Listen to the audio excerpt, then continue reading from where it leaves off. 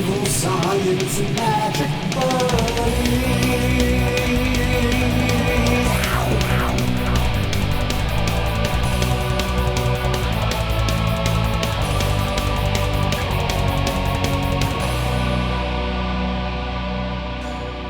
Hello and welcome to the Cryptonaut podcast presents Evil Science and Magic Buddies Listener Stories Part 13. I am Mark Storrs, and with me as always is Rob Morphy.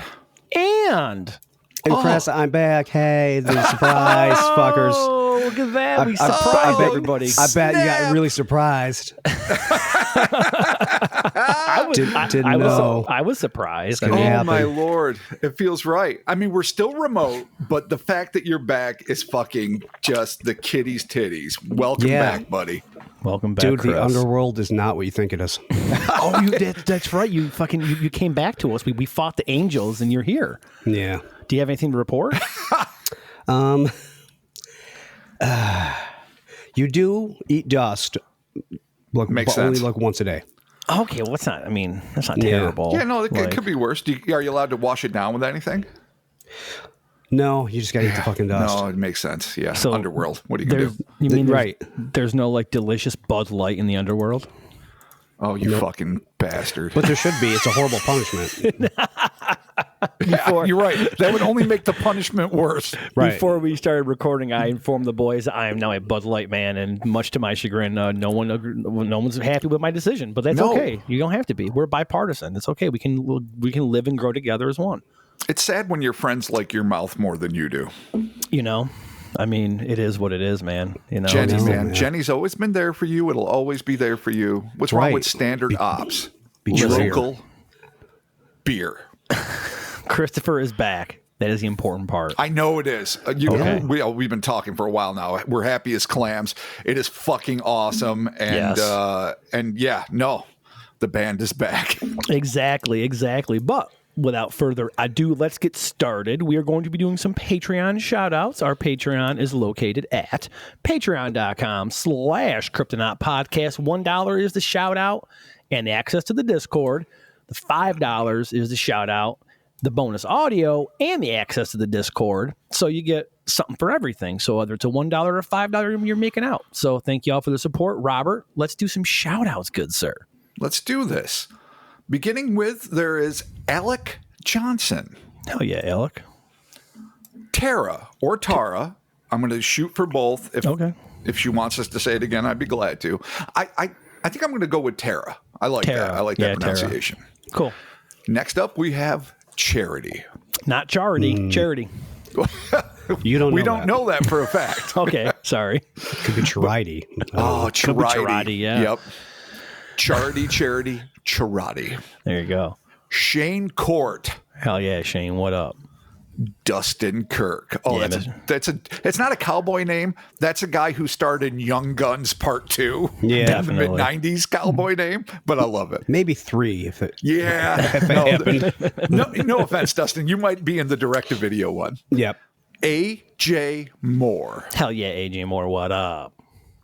Matthew Byram. Oh, Matt. Byram. Been a long time, brother. Good to see you. Poopsack Jackson. I laughed so hard when I read that. That's a great name. That's the level of subtlety that really hits us all where we fucking sleep. Thank Strong you. name. The old poop sack Jackson. Oh, it's a family name. It's a traditional name. It goes back to colonial days. It does. It really does. General Remington Poopsack Jackson. Thank you for your support and laughter. I appreciate that. Chris Tyner. Oh, Chris, what up? Claire Hamilton Russell. Hell yeah, Claire These Hamilton are Russell. strong American names this week. I know, this is, really, though. really. Super William American. Armstrong. Speaking of fucking William American. Billy Bob Armstrong. There it fucking is. back in the sack. It's poop sack. Eric, capital C, capital R. Hell yeah, Eric CR. Brianna. Hell yeah, Brianna. Zokarad. Zokarad. I'm glad you figured that out because I saw a Z and an S and I was like, I'm fucked. no. I don't know what to do with these. Well, I have a lot of Eastern European friends, so I know. We all do, but I still can't say their last names right. I'm not even sure I did, but let's just go Right. with it. Look, it's going to work. Clay King. Yeah, what up, Clay? Again, solid. These are all the guys I want on my secret team of fucking, I was about to say banditos, but I don't mean Mexican criminals. I mean like fucking my guerrilla underground Guns of Navarone unit that are going to go behind enemy lines and fuck up that Nazi encampment. Totally. You know, my banditos. There Yeah, you for go. sure. Totally. Clay King's definitely on the team, as is Scolbio. Yeah, Scolbio. Fuck yeah. Dope. Jeremy Hunt, you know, you might be taking up the flank, but you're there. Fuck yeah, Jeremy. We ain't you, or we ain't us without you. Wow, there it is. Yeah, there it Took is. a minute, but it was worth it. I got it eventually. Zaxxonite. Zaxxonite. Oh, my favorite game. I know. If I And was Mineral. just like an awesome fucking committed player, I love it. Edward Diebold. Yeah, there you go. Oh, I think you're going Nice. to be the villain in this piece. I was going Edward. to say Diebold could be the villain. It's pretty dope, though, still. And now we have Sasha D. Hell yeah, Sasha right. D coming up from the end dude. there. It could be a lady, but either way, that's our underground double agent friend. Totally. Non-gender specific, but completely, you know, obviously good looking and living on the edge and willing to do what it takes to make sure her side or his side wins the war. And thank you, Sasha, for that. Thank you for your service, Perfect. one and all, and also your Patreon contributions.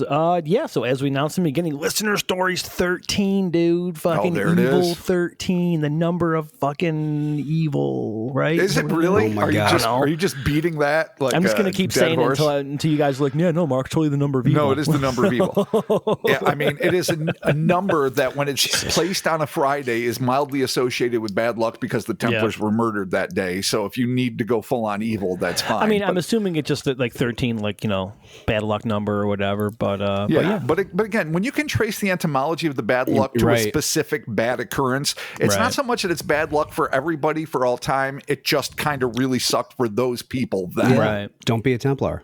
yeah, don't be a Templar. Not I in mean, France. and Not in let's- that year. let's not forget Jason Voorhees, you know. Well, yeah, you're right. There is a stigma to it. There's definitely been times when it's like been about a half hour until Saturday the 14th, and I'm like, don't fuck this up, man. You only got a little bit to go to get through this one. But 9 times out of 10, I really take that shit with a grain of salt and give 0 fucks. Well, But it let's is a hope- good excuse to watch the movie series, or at least your choice cuts from it. Yeah, and let's Sure. hope that Chris's return and the number 13 in this new Zencaster we're dealing with doesn't completely fuck us. So there you go. See, don't jinx it. I'm When not you jinxing add it. what you're feeding the tulpa of 13. Yeah. You're giving it I'm fuel. not. Chris does not agree with you. No, I do. Damn There it. it is. Come on. We're already Yep. fucked. Shut this thing off. United front against 13. Come on, Oh, guys. boy. All right. Robert, Good let's to do have you this. back, and I still love you, Mark, too. Let's begin with a story from Chloe. And she says, right out the gate, all right, dudes, I decided it was finally time to regale you with one of my many bizarre and unexplainable events from my childhood. I was around 8 or 9 when this happened, and my brother was about 7. So this must have been at about 2004. Oh my God, they're babies. My They're God. little tiny babies. Winces. Yeah, I Winces was- in the wind. I was literally 24 and super sweet. Oh my God. And I'm not now. You are still sweet. I'm not, but thank you. We had another brother, but he was just a baby at this time. We were living in a house in Houston that was way too big for our family, and it had a ton of extra rooms. Our bedrooms were upstairs on one side of the house, with a hallway leading to a den and another extra bedroom and a bathroom. The quote-unquote hallway was open to the living room below. Oh, so does that mean like a banister and you could see down into the living Yeah, room? probably. Oh, that's some fancy assery. And I love how the hallways in quotes. I don't know if that's menacing or what, but it made me think. It could be the enemy. Hallways are often the enemy. They are. As Peyton likes to call them, the hellways. No, I see what That you is did there. true. No, it's it true. is. I know I've told the story before. I'll tell it again really quick. When she was little and I told her just to go to the bathroom, which was literally 4.5 feet from the living room down a maybe 10-foot hallway, and it was halfway down it. I said, Peyton, it's just a little hallway. You'll be back in no time. And she was about 4 years old. She turned to me, tears in her eyes. She goes, you mean a hellway? And I was like, all right, no. Peyton, I'm going to walk you to the bathroom right, because I'm an everybody- awesome uncle. Everybody calm down. It's not a hellway. It's a hallway. And then she's like, we don't know yet. There you go. All right. All right. So It was an older house, and you could definitely tell it was built in the 60s. Jesus Christ, Chloe. That is... All right. Yeah, it's an older house. You're right. God Maybe damn it's it. 1860s she's talking Yeah, about. you're right. You're right. Rob is an older house. Well, I was born in the 70s, thank you. But yeah, I'm really close to it. And well, when the houses we grew up in, especially Chris and I in the West End, were like built in like the 1880s, all of them. Yeah. But all right, Yeah. but Houston's a different story. So okay. In the days of yore, during the summer of love, this house was built with spells and hate. It had one of those intercom systems, but it was broken. That doesn't help. We spent the summer trying to entertain each other and playing pranks on one another. So it wasn't altogether out of the ordinary when I found a set of tiny clothes in with my laundry. Oh, no. That's so weird. It is weird. They were much bigger than a Barbie's clothes, but much smaller than my clothes. And I didn't have any toys that matched it. I asked my brother where they came from, and he vehemently insisted that he had no idea. When I asked my mother, she scolded me for playing tricks and sent me on my way. Oh, shit. It's the worst when the parents won't listen. We all know. Yeah, there you go. Befuddled and confused, I assumed my mom was playing some sort of weird trick or trying to get us to think Santa's elves were watching us in an effort to get us to behave. My brother and I, she says in parentheses, were good kids, but had a tendency to argue our way through loophole and became increasingly mischievous the further away from Christmas and birthdays we grew. So, all right, that makes sense. Typical siblings. Totally. During this summer, we were in the midst of one of Houston's infamous monsoons. It had been raining for probably 4 days straight at this point. It was late in the afternoon when the power went out. Being a weird kid from the beginning, I naturally convinced my brother to take this opportunity to play flashlight tag and tell spooky UFO stories in my room upstairs. Sometimes we played, and I fucking love this, monsters and aliens. Oh, man. Nice. That's great. This lasted for all of maybe 10 minutes before we heard a crash on the other side of the house. Now, keeping in mind that this is summer, probably around 8 p.m., ordinarily there would be some light out still. But with the storm and the power outage, it was pretty dark. There was still dim light from the outside. We floundered our way out into the hall to investigate, just in time to catch a glimpse of some inexplicable horror. In what was nearly too cinematic to be real life, a large flash of lightning illuminated the upstairs den and the hallway. That was when my brother and I saw what I can only describe as a gnome skitter across the floor and into the abandoned spare room. It was between 1 and 1.5 feet tall and was wearing the textbook pointy hat. That's a good size for a kicking. That's a perfect size for a kicking, let me tell you. Oh, boy. I'm already... All right. But these are kids. These are babins, as They we can know. still They're living kick. in an ancient house from the 1960s, barely able to stand in its own wood. Right. And fucking and they're dealing with this crazy shit. But what I love is the way she even indicates that it's too cinematic to be real life almost. But that flash of lightning, the gnome scuttling, and of course, it's fucking throwing its shit in your laundry all willy-nilly like you gave it permission. Like, what if the fucking gnome hat bleeds and suddenly you've got like red PJs that used to be like baby blue or something? That's some bullshit. Yeah, it's extra laundry, Yeah. too. It's going to be killing you. It's affecting your water bill. I don't like Totally. that. As a dad, I don't like that shit. So she goes on to say, of course, I shrieked, "Did you see that?" And my brother shushed me, ghost white. Naturally, we sprinted downstairs in hysterics to tell our parents, who rolled their eyes and said we must have left a toy or seen a shadow. Oh, yeah, mom and dad. Now, what we saw was sort of a shadow. It was a silhouette, like in the old Peter Pan movie when his shadow moves independently from him. I don't know if you guys remember that, but I remember that totally. distinctly. It's weird. Yep. It had no discernible details and was stark black, but I'm sure that it was three-dimensional. I don't know how to explain that. I just know that it was. We spent the rest of that summer until we moved super wigged out to be in that house. Eventually, I put the events of that summer out of my mind, half convincing myself that the quote, and this is for you, Mark, whimsy of a creative child, end quote, was at play. Oh, my book, forthcoming 2024, to push it back a year. Dude, all I can say is that I've read a lot of these listener stories, and the whimsy of a child gets brought up repeatedly. I love that. Might be my new podcast. You never know. Oh, there it is. There it is. Why Kids Won't Tell Me the Truth by Mark Stores. Exactly. The whimsy of a child podcast. Why my kids call me an asshole by Mark Stores. And they're right. Oh, wow. No, that's got to be in the title. Why my kids call me an asshole, and they're right. By Mark Stores. Yeah. With Mark Stores. So Chloe's half convinced herself that I thought the whole thing up. Whimsy of a child, the whole 9 yards. That is until I drunkenly brought this story up to my brother at a house party 6 months ago and watched his now adult face go stark white, just as it had when we were kids. He told me he had all but forgotten about that and thought he had imagined the whole thing too. But we both still have frequent nightmares about that house. I don't know if it had bad I don't know if it had bad vibes or something happened there that we blocked out and replaced with the Gnome memory or what, but we both witnessed it. And here's the kicker detail of the whole thing that I found out years after we moved away from this house. My mom is fucking terrified of tiny doors. That might be my new favorite sentence. Oh man! What do you even do with that? Well, yeah, when your mom's like, I can't see a tiny door. You're I like, cannot deal with this. I guess we're not going to Disney where it's a small world after all. It's full of tiny fucking doors. God, no, the whole that's- ride's a bunch of tiny doors. The Renaissance Fair. Oh yeah, that's Tiny right. doors ahoy. They always Yeah. sell fairy doors. Fuck. All right, so why is I is love her that. mom A terrified medical of? name for that?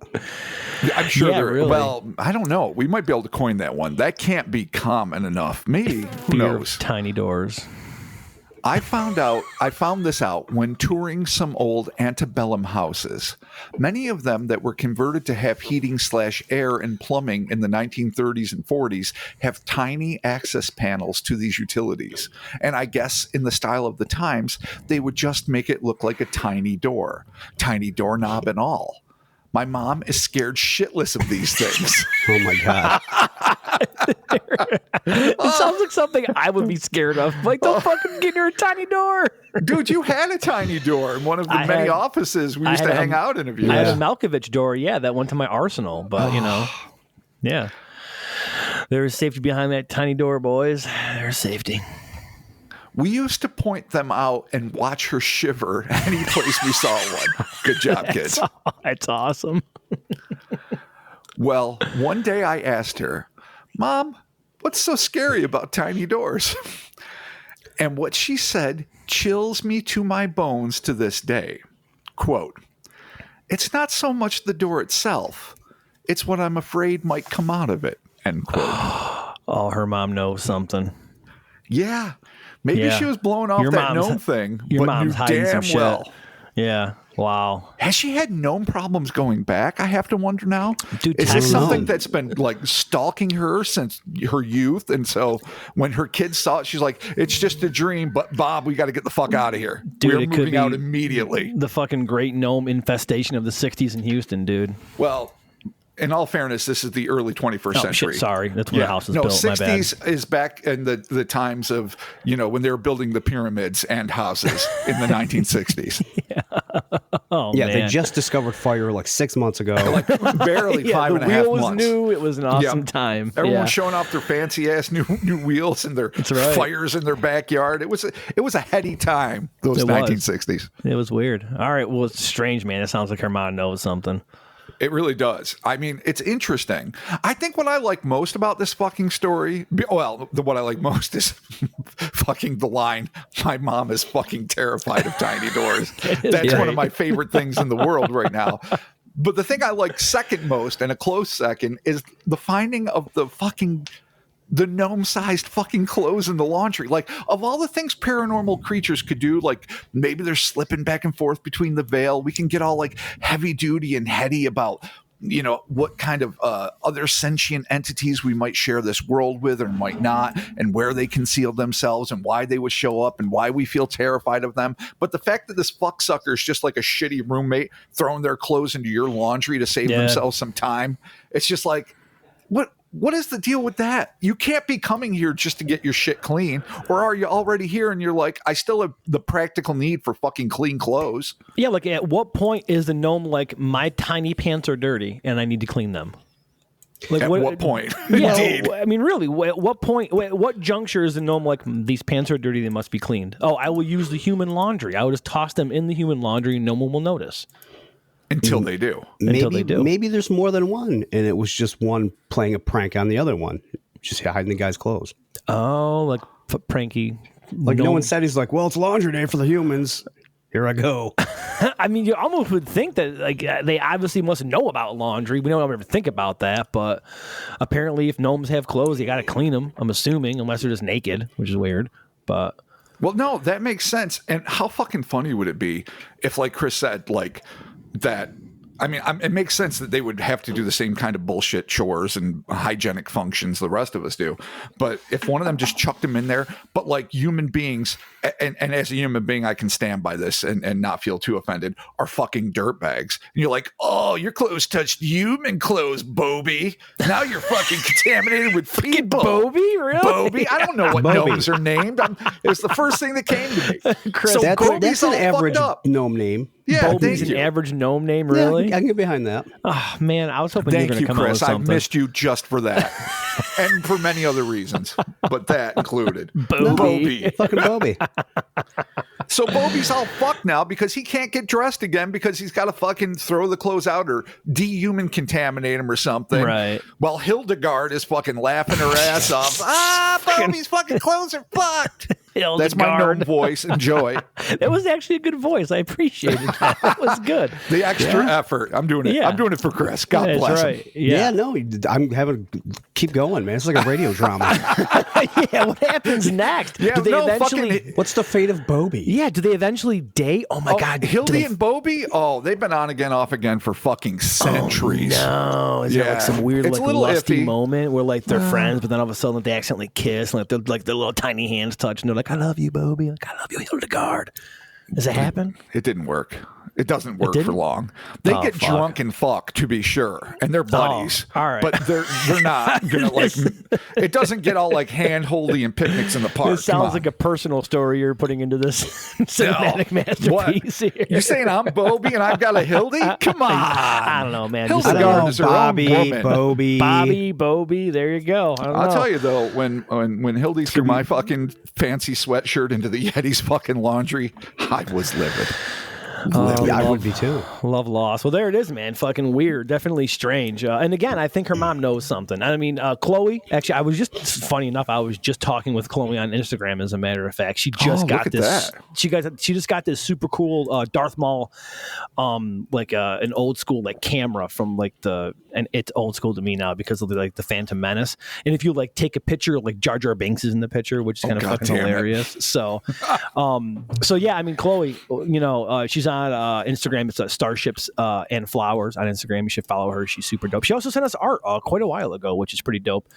But yeah, I think your mom might know some shit. I think your mom's hiding something. Yeah, no, we might need to go a little deeper. First off, I'm not entirely Get your sure mom drunk we should and make her talk about tiny doors. We should have fully outed her on a fucking listener show. But all right, if you think that's cool.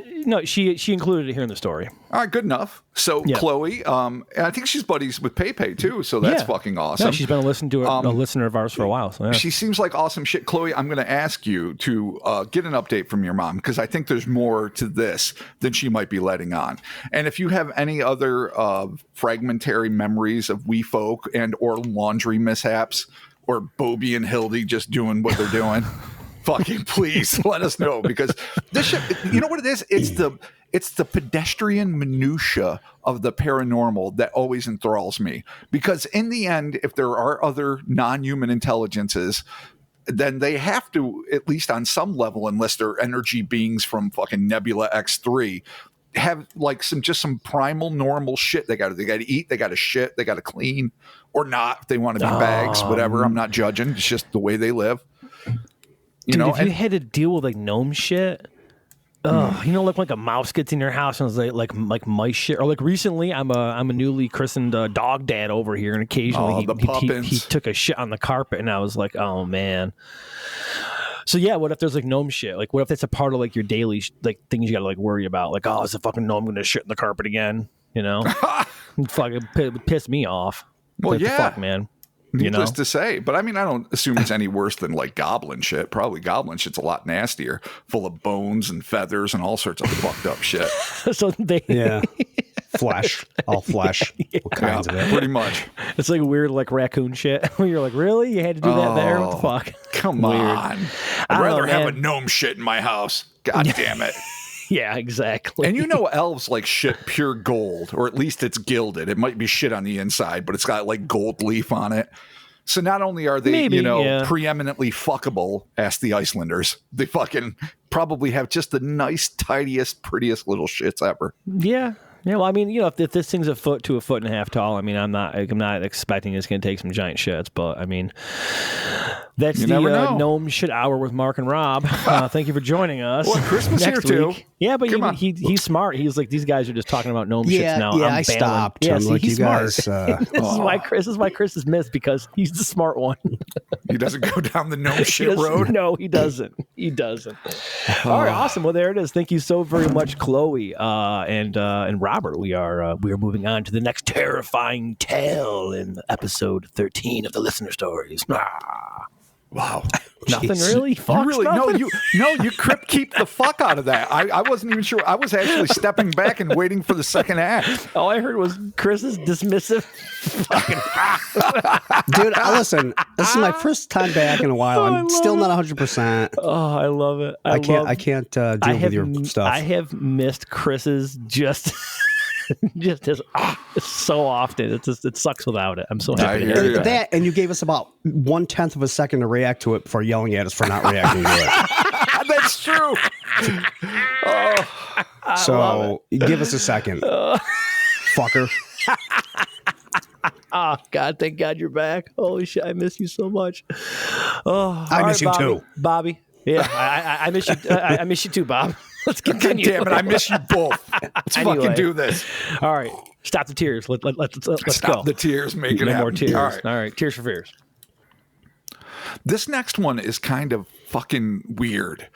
It definitely hits on a lot of the spots that we all enjoy in terms of not being able to fall into a prototypical category of the paranormal. So without further ado, I don't know the name. I don't know any specifics about the author.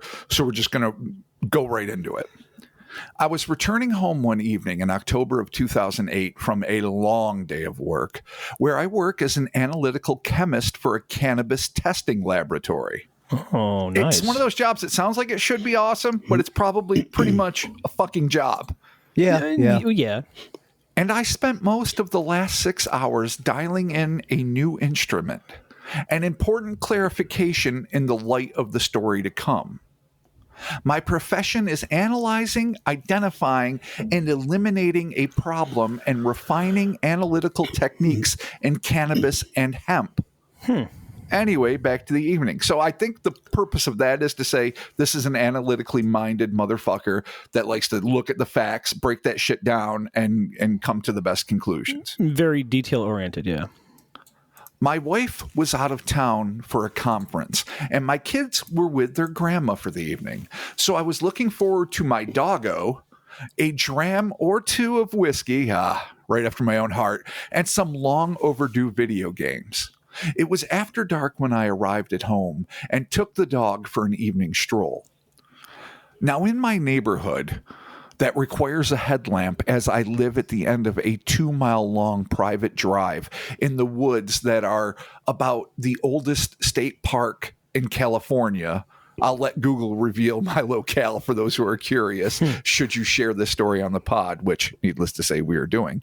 So deep woods, no neighbors for at least a mile, and nothing but absolute darkness should you be without a light. It was not long after taking off up the long driveway that things started to feel slightly off. First was my dog. Being a 95-pound husky pit bull mix, he is often more curious and rambunctious than anything else. Having a torn ACL, yes, dogs can do that, while attempting to chase down a bobcat. Whoa. Okay, so I get it. So maybe he's not going to be a hard runner anymore. That evening, however, he seemed incredibly on edge and wouldn't leave my side, which was odd, as he typically strolls ahead and sniffs around before handling his business.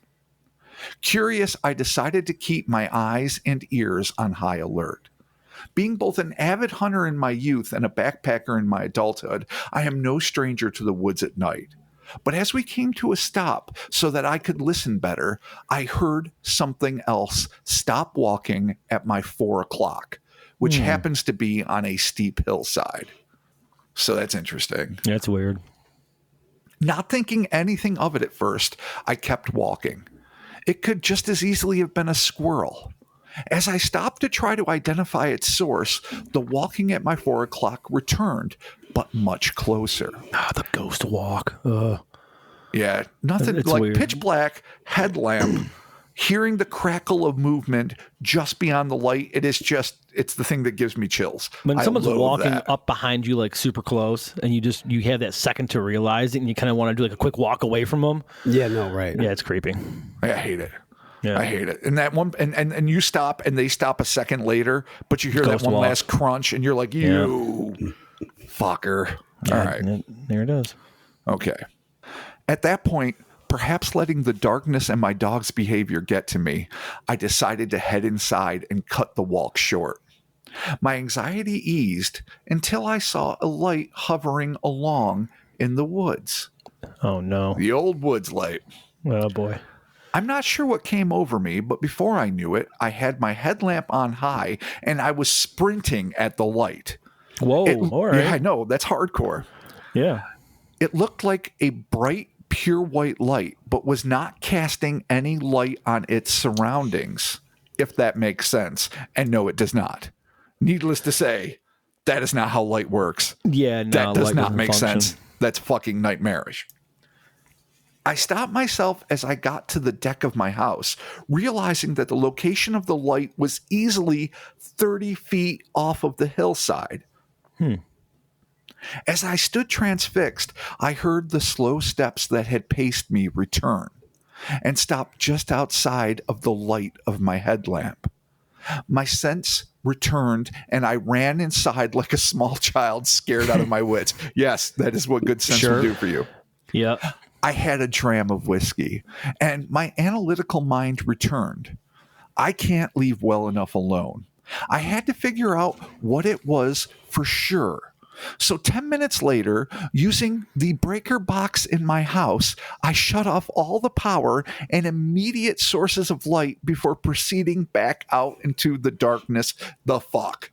The ever-living fuck. It makes sense though. If you want to kill all light to see the source, just go to your breaker box and hit the main power, and then you have zero light, so you're like total darkness. Oh, I agree. Logically, that makes a lot of sense.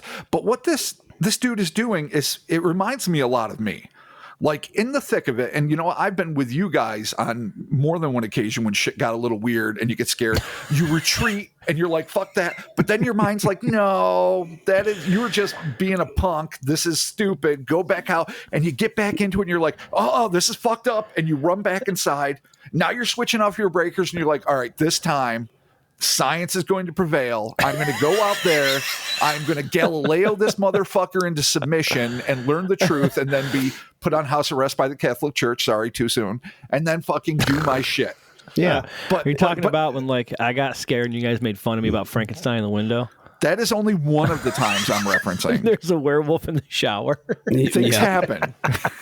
Chris kicked me across the house without even touching it. Yeah, no, you got ghost kicked into oblivion. Yeah. Yes, these are some of the times. But I totally identify with this All right, individual. I get it. Reclaiming the courage when you have a chance to think about it, throwing yourself back into the fray, then realizing, oh, fuck, Right. I don't know what the hell this is. So again, you got to respect. I get it. I was greeted with nothing but dead silence. Although it was fall, it stays into the 70s and 80s here until well into November. There should have been grasshoppers and insects going crazy, but there was nothing. That's, again, another common sign that some weird shit's going on. When bugs and like woodland critters shut the fuck up, it's usually on. That was odd. In addition, my dog refused to join me outside this time, whimpering and clawing at the threshold of the door. Yeah, I mean, something that's pretty much genetically designed to protect their owner at an onus that's well above its own self-preservation. When a dog gets scared, you ought to be cautious. Yeah, it's weird. Huh. Curiosity drove me further. I roamed the entire perimeter of the house, bearing in mind, too, this is me adding this, that the breakers are off. It's pitch black. Yeah. Yeah. But saw and heard absolutely nothing. Pure silence. As I was coming back around the side of the house, I again saw the light. It was again bobbing and weaving through the trees and limbs like an ember unaffected by gravity. I once again felt the strong urge to follow it into the darkness. That's weird. That's weird. Almost like when the dark baby, you remember that weird floating toothy cryptid that was calling to the young girl to follow her out into the darkness? Yeah. It's not good. Almost like I was in a trance that I attributed to the curiosity. That trance was broken by a sharp stick break coming from the opposite side of the house, followed by a noise on my roof and my dog completely losing his shit. Dude, get inside now. Get inside. Holy It's on shit. your roof. Your dog's losing the shit. Get to the dog. For the love of God, the dog will protect you. Holy fuck. As I went in, slipping and stumbling through the brush and up the hillside back to the front door, I once again heard the sound of something pacing me. But most unnerving was that when I turned around, I saw that fuck-sucking light. Oh, bless your heart. Right behind me. Oh, it's there. It Closer found than ever. Once I made it to the safety of the house, I proceeded to stand watch with all the lights off, looking toward where the footsteps and the light were. For a while, there was darkness, but it wasn't long before that damned light appeared once more. While I was watching it, I slowly began to hear what sounded like voices, muffled, low, impossible to make out. Emboldened by this and feeling slightly angered at the possibility of trespassers from the state park having a go at me, I grabbed the shotgun. There you go. Back in, from fully realized and understandable panic retreat to I'm in the safety of my home. I know there's something on my roof. I know there's something walking around I can't see, and there's this fuck-sucking light, to quote somebody else for a change, which I love, that's chasing me. But once you're back in, you're like, no, now it's on.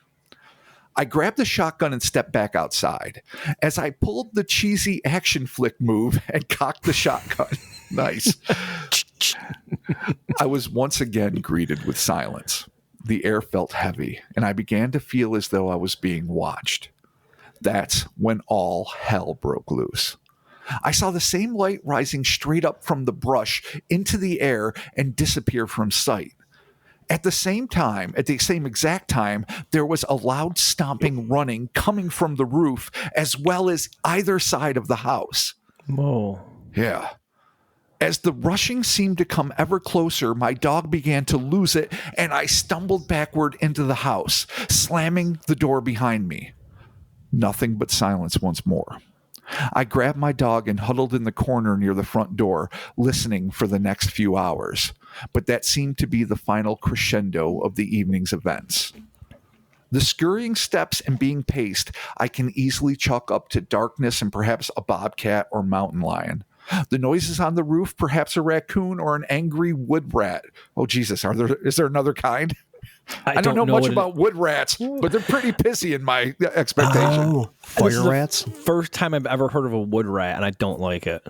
Yeah, I've never heard of a wood rat either. Like you get the melancholy wood rat, little emo. That's okay. That's what we call them in the zoology biz, the little emos. The little emos. An angry wood rat. All right, that's just fucking crazy. Right. Weird. Okay. But the goddamn light bugs me to this day. I have no explanation for it or the events that surround it. So All right, wrap this up. Thank you for taking the time to read this. I would love to hear y'all's thoughts on what may have transpired. Love the pod too. It has helped get me through a lot personally, being the perfect distraction from the various medical treatments in my past. Better now. Oh, thank God. I'm glad you're better. Wow. Yeah. Thank you again for everything, hell or space. Well, thank Hell you. yeah. And thank you for sharing. It is haunting. It's creepy. This is it's hard got to know almost like a, what's like going on. It's like an Evil Dead vibe to it. The house starts fucking freaking out on him and shit. Like, ugh, it's weird. Yeah, the light is really interesting. It is de facto a UFO in that it's 30 feet above the ground and it's illuminated and it's flying. UFO. But who the fuck knows? Like, this doesn't give me the vibe of an alien spacecraft or something. This seems like the vibe of like a Will-o'-the-Wisp or one of those. That's what I was thinking first. Yeah, like a sentient sort of, or something that's at least interacting in some way. And ostensibly, I guess, for lack of a better assumption, hypothetically related to whatever it was that was stalking him. And let's call it what it is. When these footsteps keep following you, even if they're going to stay right outside, you hear something on the roof. And I do appreciate the fact that this is a scientifically inclined individual. Obviously, they're about precision. They're about solving problems in a scientific way. So when they're extrapolating, they're like, yeah, wood rat, mountain squirrel, fucking cougar trout. I don't fucking know. Animals in the wild. Oh, the cougar trout, my favorite. But trying to go legit with it. But these things that are constantly approaching you, and again, I completely identify so much with the idea of regaining your logic and your courage, then getting back into the thick of it and going, oh fuck, nope, Yep. I'm back. And then you're back inside and you're like, well, maybe. Then you go I got back a and you're gun. like, fuck, no. I got my gun. I got my dog. Here we go. It's fucking on. I mean, So if you what the gotta, fuck you got to is- shoot a light. What's you on gotta the shoot a light. roof? Exactly. The light takes off into the sky, so that officially makes it a fuck all. You're just like, well, you already know it's not somebody holding a light on the ground. It's not a flashlight. It's not a torch. No. It's Right. not anything. Well, it could be something man-made, but it's not anything that's being held by a walking individual. That doesn't necessarily narrow down the possibilities of what it could be. It seems to be following. Is it offering illumination? I mean, I'm going to go into Mark territory here in the idea of predators. Not that they seem to be actively in attack mode, but the idea of sort of a sentient light working as sort of an incandescent fucking hunting dog while you're getting stalked from 3 different sides, including above on your roof by whatever's coming. And this light is drawing to the predators, the hunters, Right. to wherever the prey happens to be and illuminating the area. Again, that's pissing in the wind. I know that, but I can't help but It's an think that there's some interesting- conjunction there. Yeah, no, that is an interesting theory. Kind of like it's flushing them out. It's flushing them out so that they can kind of. Well, it's creepy. Oh boy, I'm in the basement alone. I don't like getting scared with listener stories now. So I'm looking for lights, trying to fucking flush them out of the basement. And here's another point that we can't ignore either. To go back, it was like, I'm going to read specifically from it. I'm not sure. This is after he went in the house the first time. I'm not sure what came over me. But before I knew it, I had my headlamp on high and I was sprinting at this light. So after he goes back into the house the first time and his anxiety eases and he has that sip of whiskey, the dram, if you will, when the light is back there, it's like a compulsion. It goes beyond. I mean, I'm sure he's scientifically curious. I'm sure as a homeowner, he's curious. Though when you see it, when you imagine, the end of a long, no street light, dead end that borders on a ancient. It's not like it's the 1960s ancient, but and Right. California's oldest state park, and you're like, what the fuck's going on? So part of it, I think, can be chalked up to his natural curiosity, but part of it's like, what is drawing him out of the house? Because more than once he says he felt compelled, not like my curiosity overwhelmed me or I had to, Right. buck up, strap on my big boy pants and go see what it is. It's like I fucking needed to know. And then suddenly, as he's running through the woods that first time, let's see, he was and there's the other thing too. It looked like a bright, pure white light, but was not casting any light on its surroundings, which is absolutely, I mean, beyond the pale of physics. That doesn't happen. No. I stopped myself as soon as I got to the deck of the house, realizing that the location of the light was 30 feet off the hillside. Okay. So he keeps getting inspired to run out, collects his wits, thankfully. And this kind of reminds me, too, of the same sort of compulsion you see in Black-Eyed Kid incidents, where that person seems like, I was getting ready to open my car door or my apartment door or my bedroom window or whatever the fuck it is. And then at the last second, I saw the jet black doll's eyes, the shark's eyes, as Quint would say. And I just said, fuck that noise, and didn't do it. Like, what is this unnatural, I would say, draw to want to be out and part of it? And then once they're out and vulnerable, him specifically, he retreats. So that's almost one like of the he things that snaps gets out of me. it. Yeah, like he's being tempted by it, and the fact that light doesn't fucking work like this. If it was a drone, if it was fucking ball lightning, the fucking go-to for every debunker, for every anomalous light ever seen, it would still cast shadows and light on the ground around it. The fact that this isn't happening is it's a mind fuck, because that just can't happen.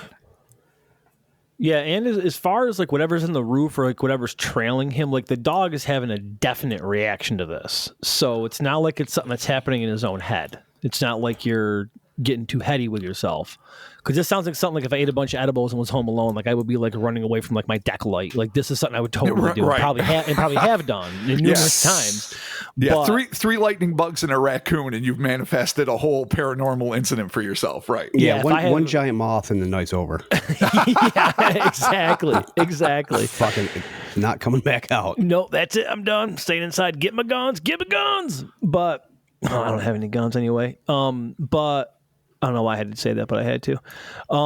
So maybe, the dog reacting to it though is weird, because again, it's not him in his head. It's not something happening in his mind. It's definitely something where if the dog, and dogs are obviously they can pick up on shit like that constantly. Oh, I mean, they smell, hear, sense everything more acutely than us. This dog hurt his ACL chasing a bobcat. Mm-hmm. So that's a fucking dog right there. Oh yeah, I mean, it's a husky pit bull mix, which are not known for being a cowardly breed either. No, this dog, it can hold its own. It's a 95-pound dog. Like say, chase down a bobcat, so that shows spunk, even if it's injured now and can't. It sticks right by his master's side during the first incident in an effort to protect him, instead of running off and pissing on everything and doing whatever the hell he would normally do. But then once they're back inside, he's like, dude, we're in. I stuck by you the whole time we were out there with this fucking bullshit. If you're going to go back out, that's on you, you dumb fuck. That's all you, Jeff. Jeff, if that's what you want to do, you fucking go. I love you. I loved being owned by you, but now you got to be you. So do it. Yeah, this is your call. Jeff. Make the correct decision, Jeff. Yeah, I don't know, man. It's weird. It's just so it's bizarre, and it's fucking scary, because we always talk about the stories that you hear about. What about the ones you don't hear about? It's true. And that's fucking scary. Your wife's at a conference, the kids are with grandma, you're alone. Yeah, you want to have a couple sips of whiskey, but he doesn't have it until the incident begins. And even then, we all know alcohol does not make you hallucinate. Maybe absinthe and maybe grain alcohol in a high enough quotient, but generally speaking, a couple sips of whiskey or a few beers, you might feel a little loose, but you are not going to lack lucidity. You are not going to fucking start seeing pink fucking elephants or whatever the other trite tropes of yesteryear were. And so I dismissed. No, so it doesn't sound like he's hallucinating. The first story, Chloe's, we don't know it's gnomes. It could be fucking ultra terrestrials playing hell, but we can assume it's something like that. I can't help but think kind of Bigfooty things for this. I'm curious what you guys think. Really? There's no reason to think Bigfoot at all. It could be aliens. Right. It could be alien hunters. It could be explorers. They could be like the Hopkinsville goblins, in the sense that he never once says something super heavy stepped. Yeah, right. He's always saying it could have been a sound made by a small animal like a squirrel. So maybe but it feels like to me it's a combination of paranormal, in the sense that the UFO does not seem extraterrestrial or interdimensional. Well, maybe it's interdimensional, but it seems more, supernatural. and that whatever's there seems like it might be cryptid-esque, or it might be, again, supernatural or occulty. I'm just curious what you guys, I know we're only working with the same amount of evidence here. It's all pissing in the wind, but I'm just curious, like, where your headspace goes when you hear stories like this. I mean, because it's the light in the woods, like I automatically kind of want to go paranormal. I can see where you're going with the whole Bigfoot thing, though, but I just don't see anything there that compels me to go to Big Feet. I think it's just I'm thinking more paranormal. Like I'm thinking like wood spirit, evil, fucking deep dark old 1960s woods, fucking an ancient evil awakens and is here to fucking scare this dude. But again, it reminds me of like Evil Dead, like that like how the camera goes through the fucking woods chasing the dude. You never actually get to see it. The 2x4 steady cam that Sam Raimi so ably employed. His soul be blessed forever in the halls of the arcane. Yes, so maybe I don't know, maybe it's the devil. Maybe it's a vengeful wood spirit. I don't know. Vengeful wood spirit. See, that's something I definitely was not fully committed to the idea of a Sasquatch. I don't know why I was combining ethereal with cryptozoological, but fucking evil wood spirit would not have been where I went. So that's interesting. Yeah, no, that's where I'm going. Perfect. Evil wood spirit. Chris, there was no way it was a raccoon. There it is. Bring us home. Bring us home, Papa. Oh, God. Papa, don't preach. But I am. So Papa Logic. That'll be your MC name. Yeah. No, I don't know. That's weird. It is weird. There's no connecting really any of them or what is happening. How many things are actually happening? Is the thing on the roof the same thing that was in the woods? Did it jump to the roof? Like, what's happening? And at some point, he's hearing something come from the left side of his house, the right side of his house, and on top of his house. That implies 3 different things, unless it's a crazy giant interdimensional spider monster that has short legs on top and long legs on the sides. But I'm going to go with 3 things here. I mean, as you want to do, yes, totally. I mean, sometimes you got to go with the interdimensional spider. We know that. Yeah. And, like Chris mentioned, though, and you mentioned as well, too, like you do have these distinct things happening, but then you also have this ball of light. I'm bringing them all together. They might not be related. Again, as we all know. I mean, human beings, including you, Mark, including me, and sometimes even, not often, including Chris, we want to conflate things that are happening at the same time. And a lot of times that just makes sense. I mean, a lot of times things that happen in the same place at the same time are interrelated in some ways. But in some cases, rare though it may be, these might be equally paranormal, paranormic. I don't even know what I'm trying to say here, but distinct events that just happen to be coexisting within the same time, space, and the same geographical location. That to me sometimes is harder to believe than something related, but you can't rule out that possibility. And if that's the case, could it be random wood cryptids walking around saying, "What the fuck is that light? Dude, do you see that light? Oh, you're a human with a dog. All right, we're just going to, stay back a little bit because fuck you. You probably smell like gunpowder and cannabis. So maybe that's pretty awesome and that would attract them." And that they're all equally fascinated by whatever this light phenomenon is. I remember reading this book by Brad Steger. I will never remember the title because he literally was one of the most prolific paranormal authors ever. But he talked about this group of people going to a haunted house with a fairly well-known or well-established, at least in their circles, medium. And as they were driving down the street, much like the haunted road that the 3 of us have driven down, town hall, is it, or whatever, where there's like an abandoned house or whatever, they're going to a place like that in their own locality. And there was a bright buzzing orb that seemed like electrical a little bit, ball lightning-y, and the medium made them stop. And the people were all excited. Again, I'm paraphrasing.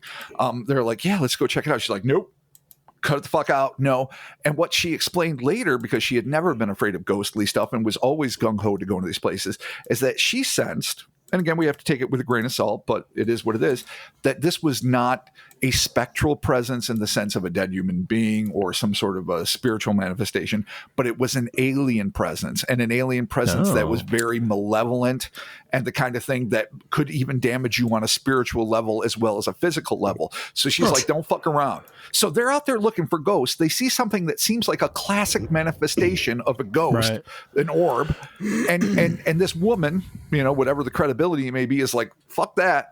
This is way too dangerous. So I guess my whole point is it's not unheard of. And I take it with a grain of salt. I don't know if I fully believe it, but it's not unheard of to be mixing the metaphors, as it were, or to make a paranormal jambalaya.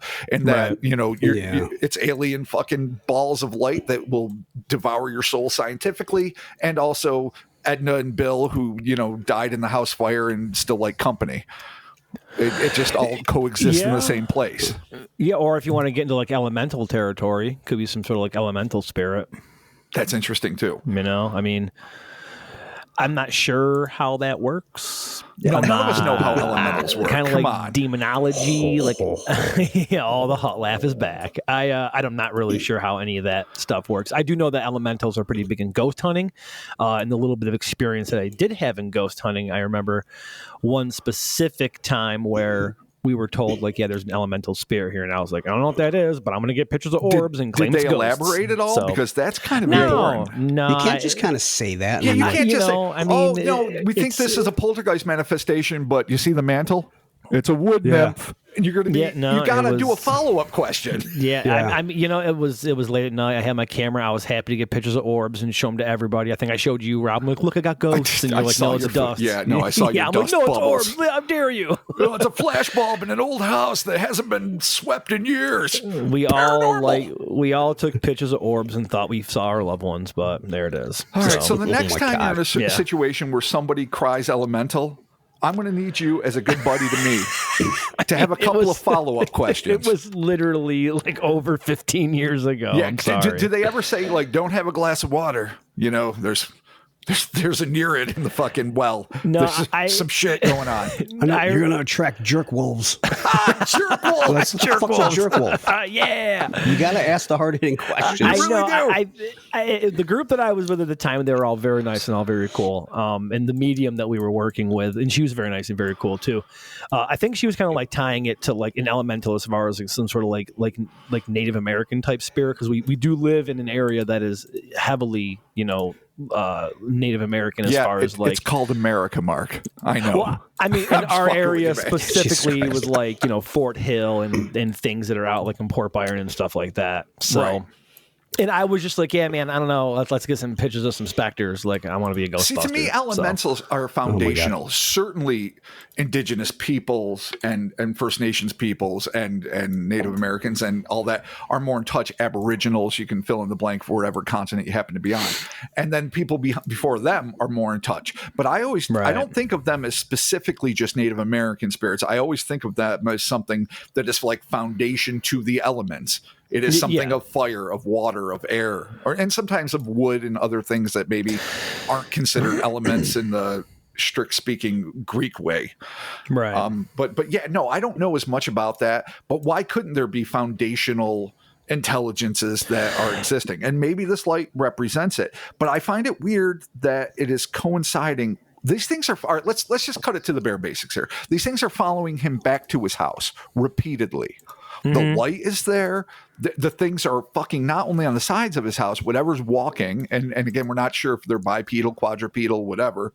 And something on the fucking roof. And it's driving his previously uber courageous ACL tearing mutt off the deep end with fucking fear and the protective instinct. And so you have very tangible things, going back to what you said about the dog being a really fascinating corroborating witness. And why is it at his house? Is it trying to get to him? Is it getting closer? Is there something psychically detrimental that is drawing him out to make him vulnerable? Is the light trying to protect him from the things that are coming around him? Do we have it backwards? Is not the light trying to tempt him out to do shady shit, but the light is angelic and the fucking things on his roof are demonic to make it Judeo-Christian? And if you don't want to go there, just a good elemental versus bad walking things. Yeah. Well, I mean, there's will-o'-the-wisp legends that they guide nighttime travelers.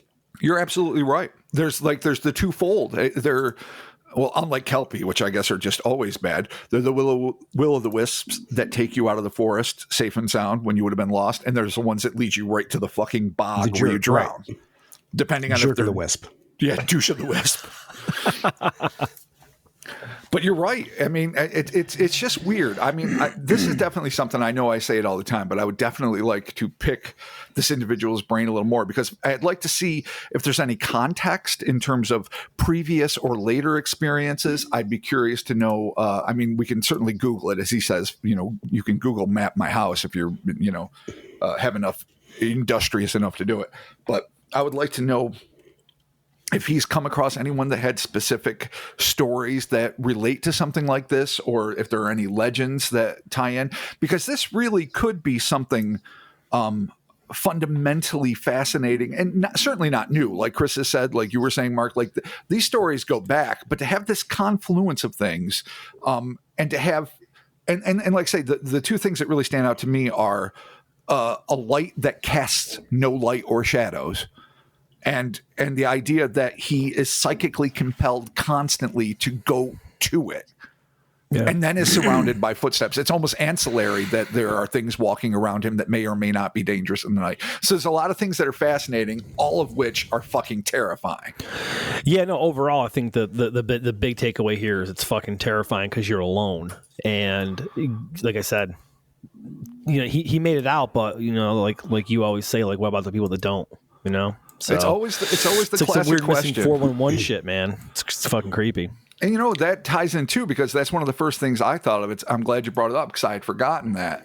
The whole idea of the state National parks, these places, which I don't think they're endemic to state parks because it's protecting wildlife. I think the less touched they are, the more wildlife can thrive there, and maybe the more obscure entities that we might not be able to recognize, at least in a scientific sense, are able to also thrive there.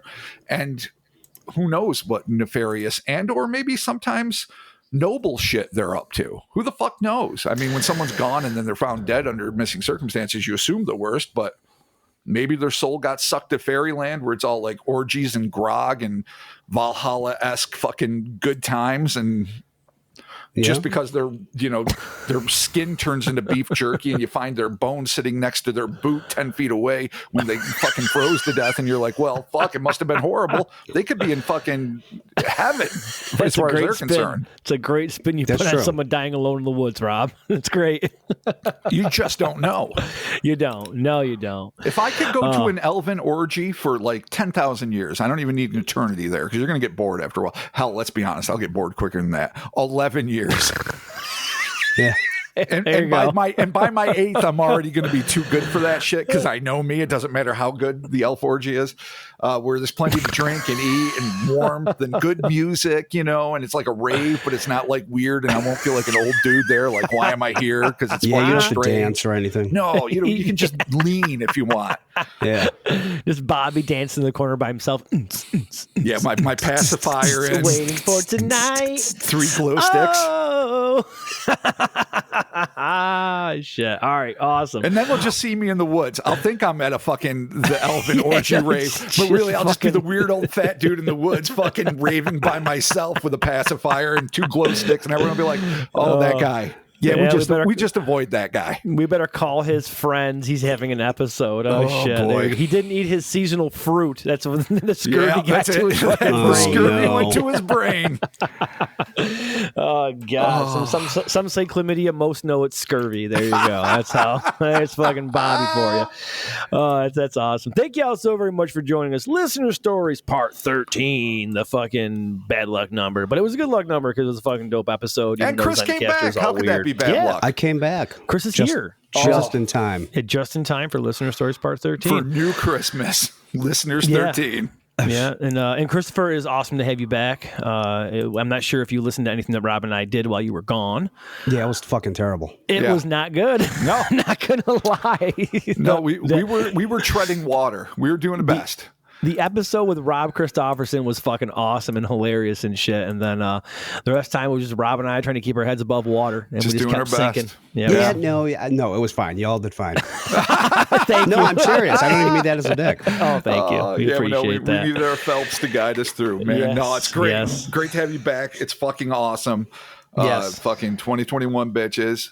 Almost your birthday. What? Oh, That is true. shit. That's right. It's almost Days Chris's away. birthday. Yeah, fuck. Fucking have to figure Awesome. out a way to celebrate that properly. But Yeah. no, it's great. It's back. Thank you, listeners. Thank you, everybody. Yeah, Yeah, no, thank for you all. sure. Thank you all so very much.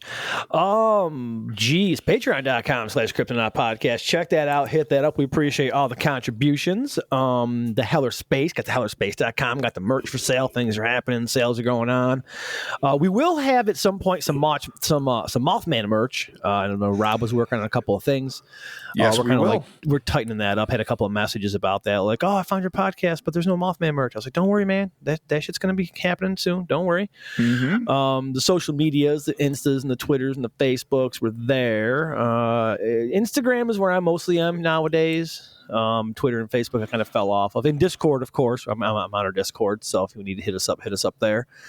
And if you have any issues with Patreon, I know some people have some problems with the getting older episodes if they like start or stop their subscription or whatever to our Patreon. Just get me a message on Patreon. Hit me up there. I can send you a link to walk you through it. It's nothing major. It's just that Patreon recently changed how they do their RSS feeds. So if you can't get the episode, just hit me up on Patreon. I can send you a link to fix it, and we'll be rocking and rolling. So yeah, there it is. Thank you all so very much, and we will be talking with you soon. Goodbye. Goodbye. Farewell. Oh, Avita Zane, good night. Yeah. Are we going back into the Sound of Music again? Goodbye. Bye. I'm hitting it. I'm nailing it. Oh my guys. Yeah. Tell me that shit. Yeah, there it is. I am a flawless vessel through which all voices should emanate. I am a singer. You are a worse singer than I, good sir. Oh, I'm the worst I am fucking singer. awful. I am the worst singer that has ever been fucking shed upon this earth. Oh, God. All right. Yeah, all right. Well, you know, God bless you for trying. I appreciate it. I'll and keep we'll trying. talk to you soon. You know. All right. Yeah. Goodbye. There it is.